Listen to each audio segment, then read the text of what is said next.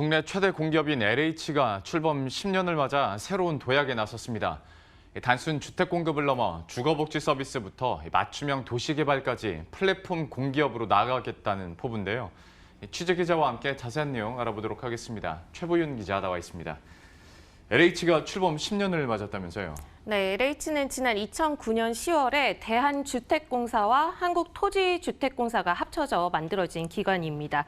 난개발을 해소하고 재무구조 개선을 위해서 통합이 이루어졌는데 지난 10년 동안 상당한 성과를 이뤘다는 평가를 받고 있습니다. 통합 출범 이후 LH는 임대주택을 포함해서 우리나라 주택의 15%를 공급해왔고요. 서울시 면적의 1.7배 규모의 토지 개발을 추진했습니다. 공적 기능을 키우면서도 부채는 또 줄였습니다. LH는 통합 이후 부채가 100조 원을 넘어서며 부채 공룡이라는 오명이 따라 붙었었는데요. 지난해 말을 기준으로 69조 원까지 부채를 줄이는 데 성공했습니다. 지난 10년간 따로 떨어져 있을 때보다 같이 힘을 합함으로써 엄청난 시너지 효과를 만들어 왔고 또 끊임없이 새로운 역할들이 우리에게 주어지고 있습니다. 지난해에 대한 평가가 우리 공기업 중에서 가장 높은 평가 A등급을 연속으로 받아왔고 우리가 지금 3기 신도시를 비롯해서 주거복지 로드맵, 도시재생사업, 해외사업, 새로운 사업 영역이 끊임없이 확대되고 있습니다.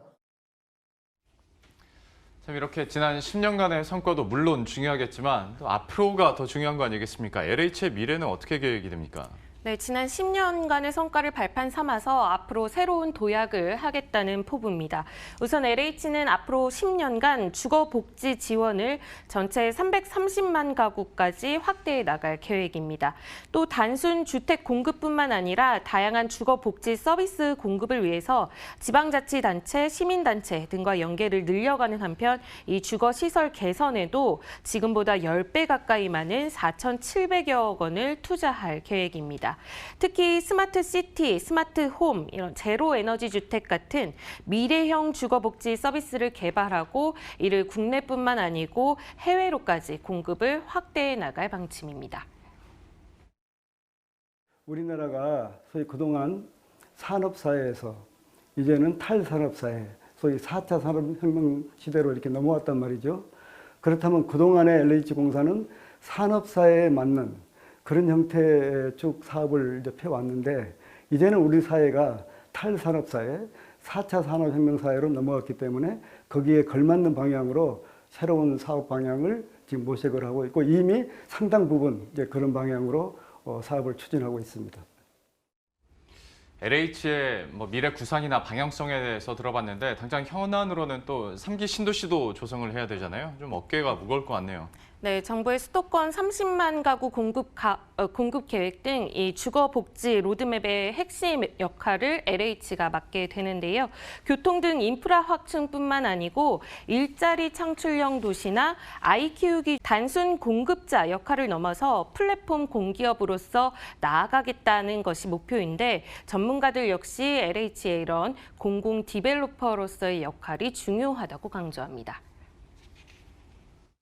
집만 공급을 해가지고 문제가 해결되는 시대는 이제 가고 굉장히 돌봄이 필요한 분들이 많이 계시거든요. 노인분들도 그렇고 그다음에 장애인분들도 그렇고 그런 분들에 대한 집만 제공하는 서비스가 아니라 다양한 서비스가 집과 함께 공급되는 그런 서비스가 필요할 것 같습니다.